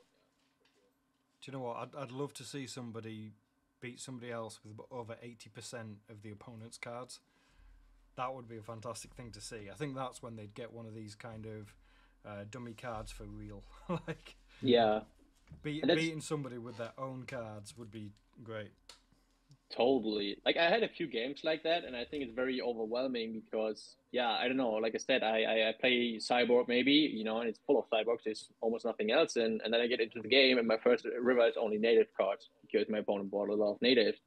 So I feel like, well, I'm fine. I can also play native, so I just buy 3 of the native cards, and my opponent would be like, okay, what is going on? He bought my cards that I wanted to play, right? And then you suddenly have to deal with it, and maybe there are only so every card you bring, the maximum amount is always 2. So if you play native, for example, you usually start the game with maybe buying 2 saplings, right? And if your opponent just did it, and then you can't really anymore. And it, like, if you have a good player, he will also adapt, and that sometimes forces you in this funny situation where like I'm completely playing the suitcase that my opponent brought, and my opponent is completely playing the cards that I brought, which yeah, it's a very fun thing to do. Also something back to Andy's question, what I'm excited about. Like in the upcoming versions we want to test. Not sure if it will stick or if it will be final, but that yeah, you can actually see which cards are in the kind of like card pool in the river completely, so you have a better overview of what your opponent brought, and maybe yeah, if you feel very bored, you intentionally even buy the card that he brought, he or she brought, just because yeah, then you may screw them over already because they're not so used to the cards that you brought, and it can get very funny. And yeah, I had a few games like that where I literally didn't buy even one single card that I brought in my suitcase, and it was still cool. I know Simon. That's what I think. Simon, the team, one of the developers, he would do that. He would identify what strategy you were playing, and then he would try and buy your key cards, but then remodel them out as well, so that then they just disappeared from the game. And so then yeah, you have to be you have to be flexible, because if someone does that to you and you've only got one strategy, then you're making it up on as you go. Yeah, I think sorry, yeah, my favorite buy is Kozuma, because it gives the whole natives charge, and I'm very afraid to play against it. So sometimes I even just buy it to get rid of it, and my enemy can't get it. Yeah, definitely. Yeah, no, I think, you know, we're talking about how you know, this is very much strategy. You develop your cards and all this, but at the end of the day, you're only developing half of the game. Like you know, because you're mixing with that other person, you have to be adaptable. It is what the game is. So yeah, strategy accounts for so much, but being able to change, you know, during gameplay is what kind of really makes it. Oh, we've got a few explosives going on in there. Yeah. I mean, that was really one of, like, even though there were no mechanics yet, or no super strong idea how the game should be look like, we were sure that we want this deck builder element as like the core mechanic, just because yeah, they're like inspirations like Dominion, which I really enjoy as like a physical card game, stuff like that. And what always excited me about these games is that it's so fun to play them over again, just because every time you build your deck, it's completely different in terms of like options that you have and whatnot. So yeah, I think that was a really cool starting point. And then what we did was not just, I mean, that was always our intention, right? To make like an original game. It's not like supposed to be, okay, let's take something that already exists, put it in a nice theme like sci-fi, use some blockchain, cool. But you know, it's a little bit of a copycat. We really want to create something original, and to do that, we really thought about, okay, we played so many card games when we were younger, and you know, then also recently, I think card games got very popular in their new card games.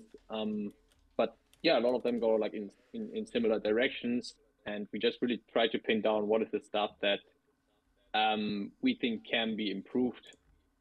And one thing obviously is like, you know, the pay to win aspect, that, you know, people just have the better cards. They have the chance increased to win, even though they may be not as good with like strategy and stuff like that. And another part is also that, at least for me personally, something that I didn't feel very fun to have this pre-construction where I just feel like, hey, I have this super fast rush strategy now, and no matter what my opponent does, no matter which deck he has, doesn't really matter. I just, you know, get in the game, play this strategy. If I'm successful, I win. If I'm not, I don't. And then, you know, just jump into the next game. No really like reaction to the opponent. And also, yeah, partially a factor of luck, because if he, not by chance, bought exactly the cards that are good to counter the strategy, even though he, you know, would say like he's the better player, there's still a high chance that player would just lose for that reason. And that's something that really annoyed me, because yeah, I'm just quite competitive, and then when I lose, I just felt like I didn't do anything wrong and I lost, right? So, I mean, maybe it's not always 100% perfect, but I hope that in Sage of Serra, at least that's how I felt when I lose. I was really like, okay, literally my opponent just played better. So I can live with that kind of, right? Yeah, Like I'm I fine with agree. that. And it was a super fun game. Like it's not like I just didn't have the right cards and that's why I lose and it just feels stupid. So yeah, that was like a big intention. Yeah, I agree 100%. Like, definitely there's that Yeah, frustration, isn't there, when it's kind of out of your hands a little bit and you just feel a little bit like you don't have as much control over the situation. But yeah, knowing that both players start from the same position and they share exactly the same cards and stuff, then there are no excuses for losing almost. it's fair, isn't it? Yeah, there's some questions as well in the Ask Me Anything on Discord. Someone has asked, will there be a battle pass or anything similar? We never had that question. I think the answer is quite easy. At least for now, we didn't plan anything in that direction. So I mean, what we always followed obviously is like, you know, that we have a free to play game, meaning that everybody's able to play the game with the base set, and then, you know, obviously there are other cards and other factions, you know, that will be added to the game, which you can always access by yeah, just buying them, getting them from the river. But then obviously, you know, if you have a like favorite card that you always enjoy, maybe you get your own cards from crates or like from the marketplace from other players.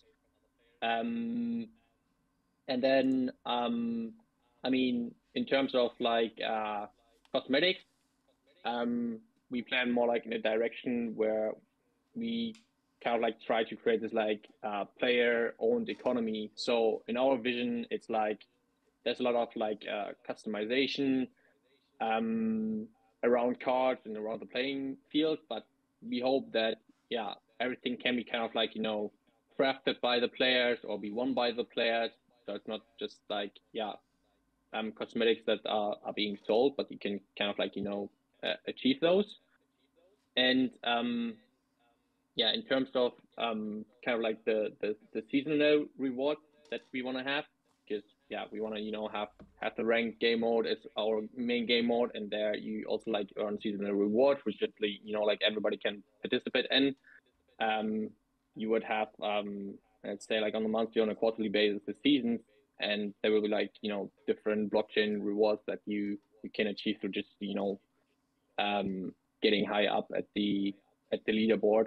And I don't know, for me, I haven't seen a good reason to say, yeah, that kind of like, you know, systems, a battle pass would do any cool advantage for the players. So I mean, we are always open, right, for feedback and cool ideas. So like, if we feel like that makes the game better, or like that makes the experience better for any player playing Synergy of Serra, um, always super happy to hear, to listen, to try out. I mean, we are still kind of like pre-alpha, and there's a lot of stuff we can even, you know, just simulate right now, Yeah, 100%. without actually saying that we will ever, you know, go this direction. Yeah, all the Pro to Alpha channels are now public in Discord, so it'd be great if everybody got the roles so we can see who's playing and who isn't. But like, yeah, you please go there, chat about the game, chat about your impressions, and if you scroll up, you'll see all the history of us talking and discussing ideas and welcoming all feedback of all kinds as well. So Yeah, there's a lot of people that have given suggestions in there as well, isn't there, of what they'd like to see and stuff. So if you've got any ideas yourself that you think, oh, this would be cool, like a battle pass or whatever, you know, put it in there. You know, the team will read it and take it on board when they're developing new ideas and stuff. I definitely think the season thing is kind of the way I can see it going myself. Yeah, I think that'll be cool because then it's almost like this tournament idea. It comes to an end, doesn't it? Who is the champion? Who is the Sage of Serra? Which all kind of falls into the lore again. There's a whole bunch of lore that has already been written. You know, all these cards, they might look awesome, which they totally do. The art team is fantastic, but there is also a lot of kind of story that goes with it and what the kind of whole setup is. So you can definitely check all that out. I think there's a link on here. There's definitely links in Discord. There's links on our webpage. Go check it out. I do just randomly keep drawing someone and then messaging them, by the way. So you might randomly get a message. Just keep watching the chat. I'll keep just randomly doing it in the background. Yeah. No, I think generally we like, you know, it doesn't matter if it's like the gameplay or anything else. I think anybody who's in our community knows that we're very open for like feedback, and of course you can't do, or you don't want to do everything, and you can't make everyone 100% happy. But yeah, basically what I explained before a little bit, like we have this this vision that goes with like a certain ethos that we will always like 100%, you know, follow and stick to.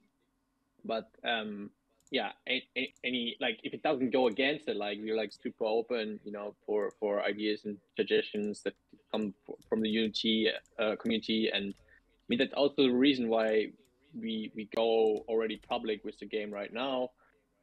Obviously, because many people really requested that, and we were really happy to share it. But also like yeah, we are before the alpha release, before like the Unity client, and you know stuff is being developed and it's going great. But it's just like we want the community to be early on in the project, and you know give the feedback early on, have ideas, kind of you know shape Sarah with us in certain ways, and you know really have this strong community where yeah, just people can get creative and you know shape Sarah with us. I think that's something that would make us like really happy, and we are always like super open for hearing your ideas.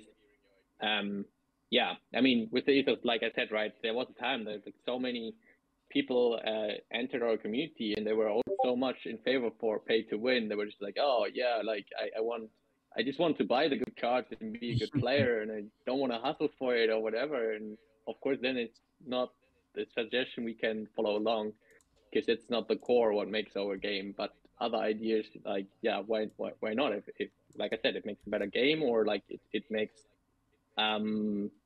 something more interesting for the player, we're like always super up for ideas.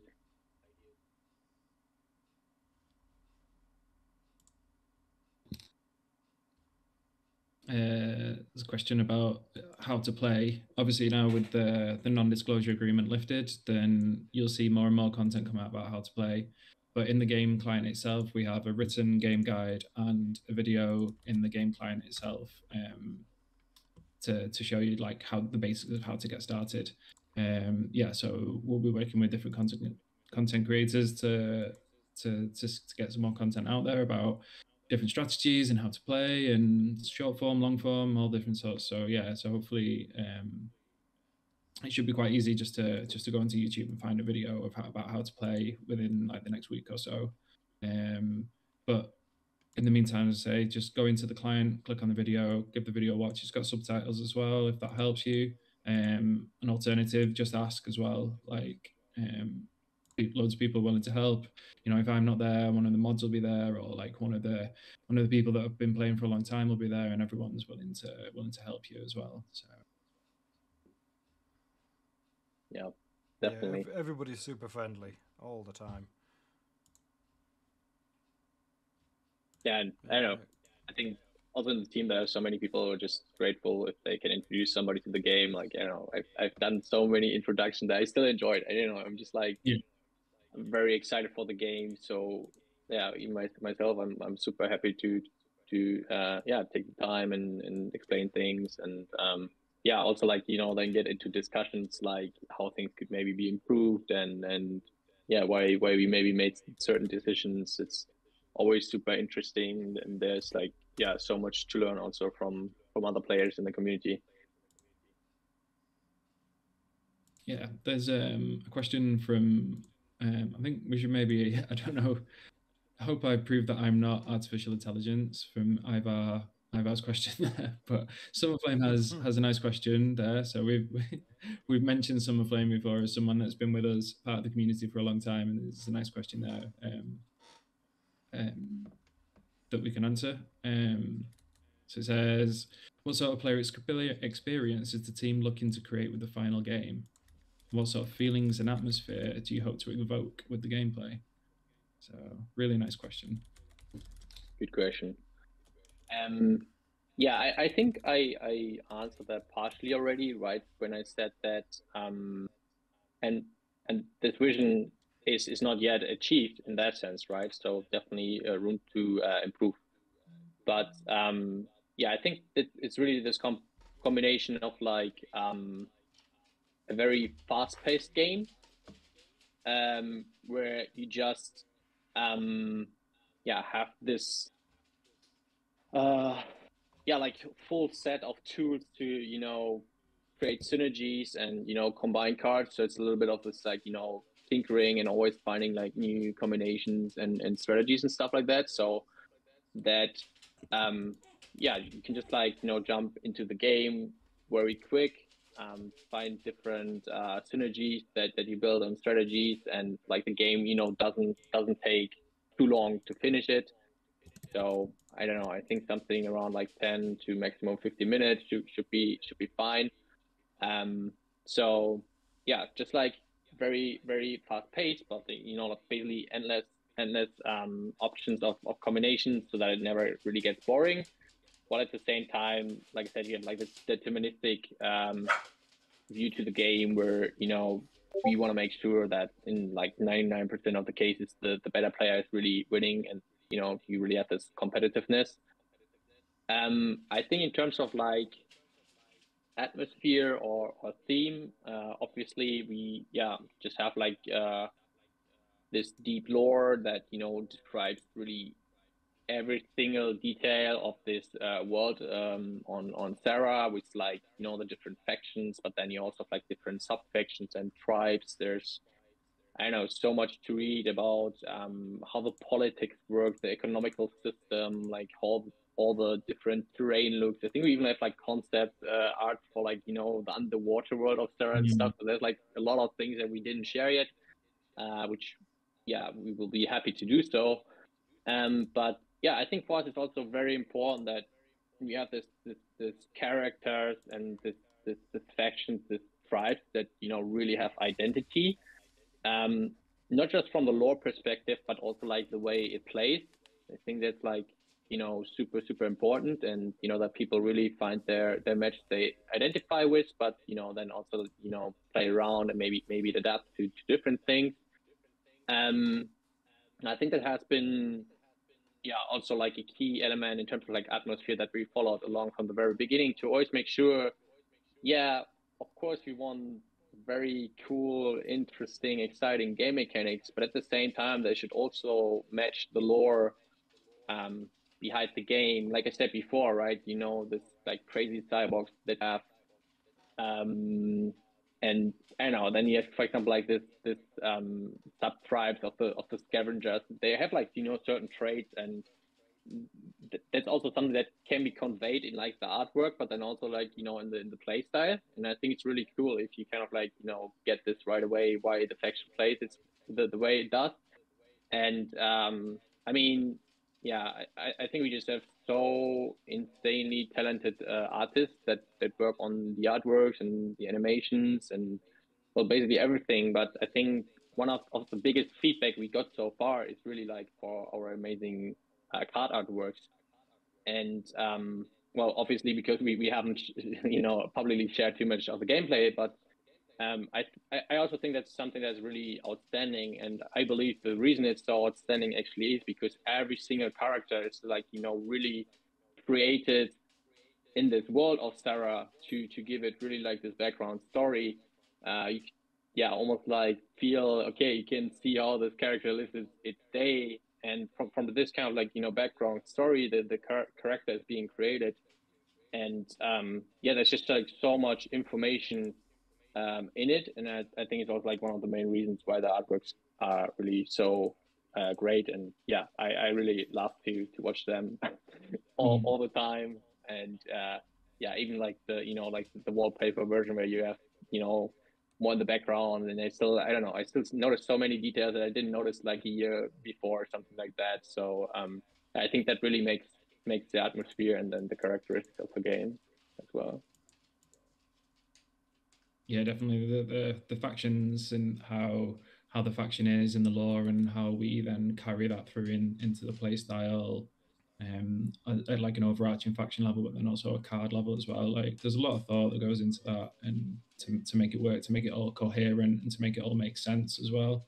Something that, yeah, as you said, we're really proud of and really like happy to have a team that can do it to such a great level. Like it just makes playing just that extra, just that little bit more, like, I don't know, you can connect with it a little bit more, can't you? Yeah, there's almost a bit of a purpose with it, isn't there? Like, yeah, this person's whatever it might be. Just watching this game as well at the moment between Cusp and Lenny. It was good. Lenny was winning. But it's going very taunt defensive at the moment. It's Cusp. So it's quite an interesting one. Although if Lenny knows and is watching this and she now knows we're watching her, she'll be... Yeah, no stream sniping. Yeah. Yeah, don't look.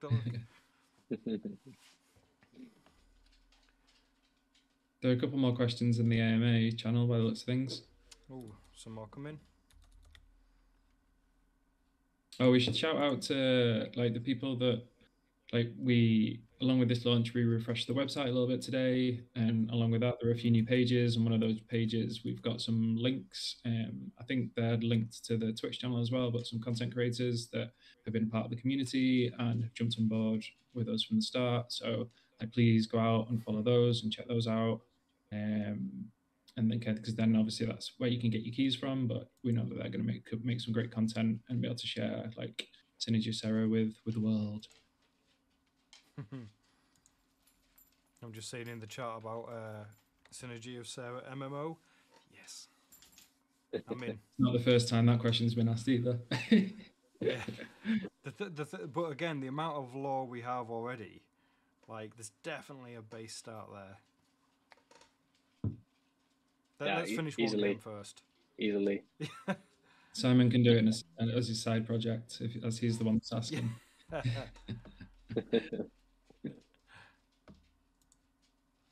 We're about to have a how to play training mode. Yeah, so one thing to bear in mind is that the NDA has been lifted, and this is just the prototype client.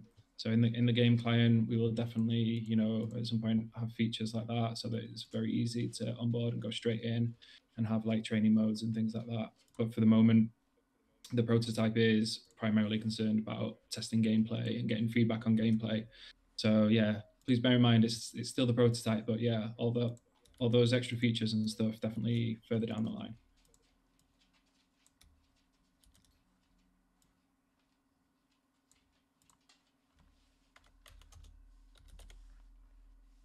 Cool.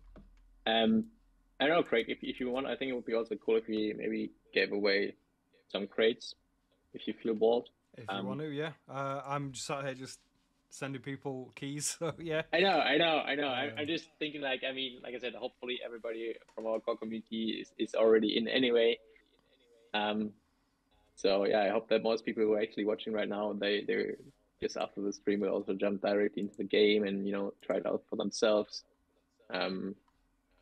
Yeah, seeing quite a bit how it works and having the introduction. I mean, we mentioned many times now, right? Like, it really helps to read over the game guide. But otherwise, yeah, you have to get your hands dirty and just try it and see where you go, and don't be like disappointed if maybe the first games you will lose. Obviously, right now, I mean, we have a proper matchmaking, but it would need more players to accurately choose one opponent on your exact level. But yeah, you're getting there.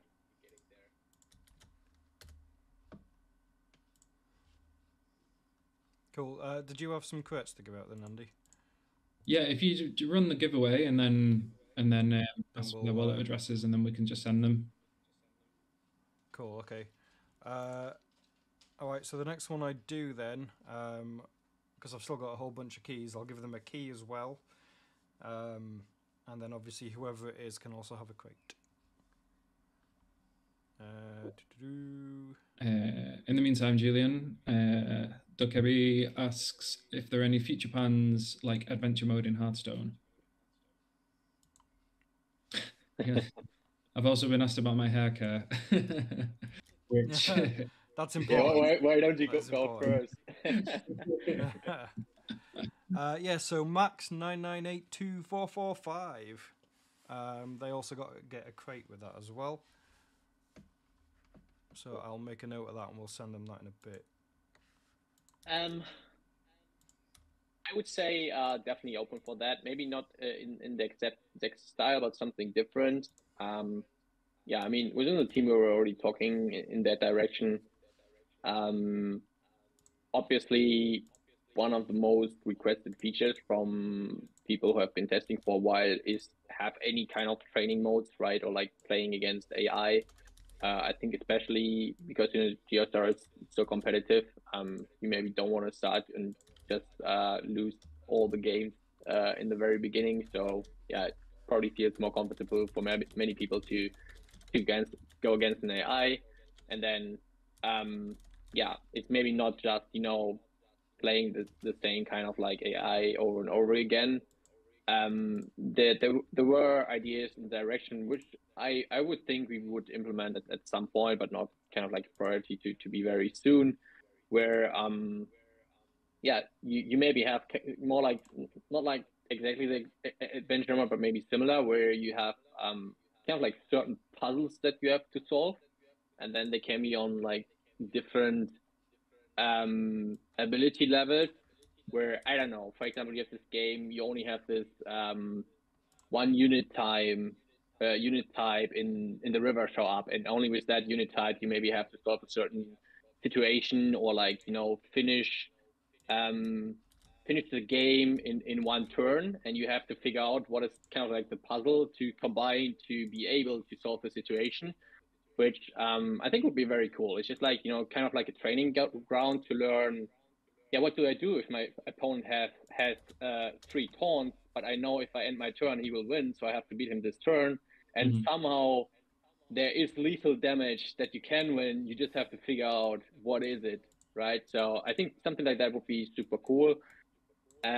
It's not necessarily planned, but there were a lot of talks in that direction, that it would be a fun mode to play, and yeah, at the same time, it would kind of like train your ability to maybe see certain situations, do certain synergies and strategies. So yeah, I think it would be fun. Not that I'm comparing our game to chess, but that's one of the, when you're learning chess, like that's like a key thing, isn't it? Like having puzzles as part of your training and stuff. Like, so yeah, that would be really, really cool. Yeah.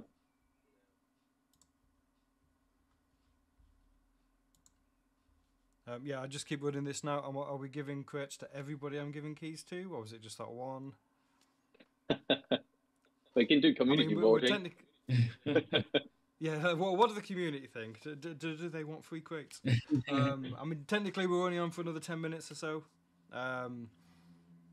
So it's up to you. Anytime, of course, we will answer any questions. And if anybody has another question, either drop it in Discord or drop it in the chat here. Someone is asking if the game is playable.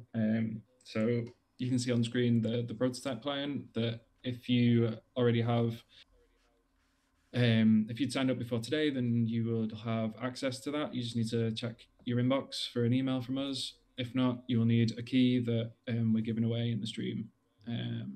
So yeah, I mean that's the game that's playable. Did you sign up, Kiro, or do you need a key? Yeah, maybe because we're like approaching the last minutes of the stream, and I want to throw a few questions back to break. Maybe you want to take like a few minutes and maybe share how you see like the upcoming weeks in terms of like streaming and content that we do from our side, because obviously we hope that many players that have been playing the game for a while would be happy to stream it once in a while.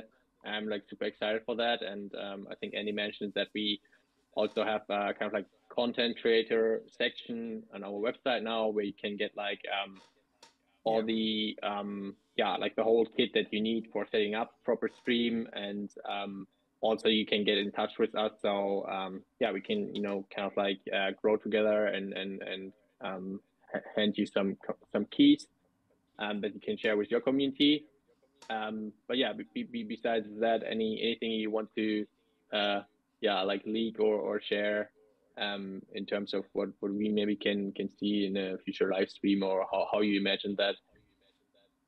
Yeah, so what I'm planning at the moment is once a week. I'm going to jump on. We had a community vote trying to kind of work out which were the best kind of times to do it. This was the most prominent, as well as just after this. So for now, I'm going to start with one a week. We might kind of grow to two a week. And in those kind of sessions, we'll probably definitely give away some more keys. Might give away some crates as well. Depends if I can convince the bosses.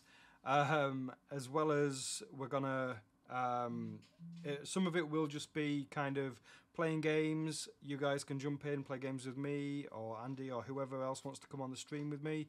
I'm gonna also get some of our content creators to kind of jump in as well, and I'll play some games with them. Or I can talk some strategy with them as well. Or rather, they can talk strategy at me so I can try and learn. So yeah, it's going to be very much just a kind of like, this is the gameplay. I'm also wanting to kind of actually start doing some streams soon about some of the lore.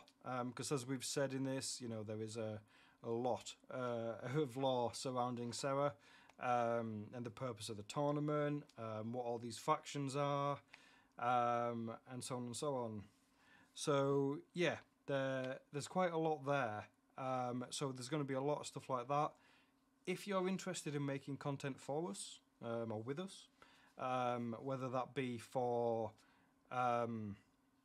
lore streams, whether that be for the lore, like I say, there's a whole kind of compendium of stuff out there, or whether that might be more on just gameplay, or you might be really into the strategy behind it. You can head over to our website where you can download like a basic kind of streamer kit, which has got some kind of stickers like this little Boogan in the corner we've got here. He's my favourite, if you haven't guessed. Like that Boogan guy just eating his little fruit, whatever it is. But yeah, so obviously you can head over to our website. There's also a form you can fill out there as well if you are interested in becoming a content creator. We hope to get back to you within 30 days. It's going to be me reviewing a lot of these. We're not expecting people to necessarily have millions of followers. We're growing. We want you to grow as well. If you like the game, you like the look of what we do, you like, Andy's hair, then obviously we all love Andy's hair. Then obviously we want to work with you. We want to know. So even if you've never streamed before, if you've never been a part of something like this, but you're interested in it, just fill in that form. Let us know. Ideally you'll have like a few videos or something, just something we can look at and kind of go, yeah, these are cool. This is the kind of thing we want to be a part of and want to share. By all means, get in touch. But yeah, so there's lots of things on there. There's a lot of things I'm going to be planning. So yeah, it should be good over the next few weeks. So if you haven't, feel free to hit that follow button so you know when we're live and stuff. Obviously join our Discord. Discord is definitely a big one for us. Every day, even on the weekends, we're active. Might be playing other random games as well. Every so often somebody might just say, searching for a game. Obviously we're in proto alpha at the moment, as we call it. So, sometimes, there might not be many. Obviously you can see at the moment there is quite a lot of people online there, which is awesome. But sometimes, it's not that many. So if you are looking for a game, you can put it on the Discord. Normally someone's about.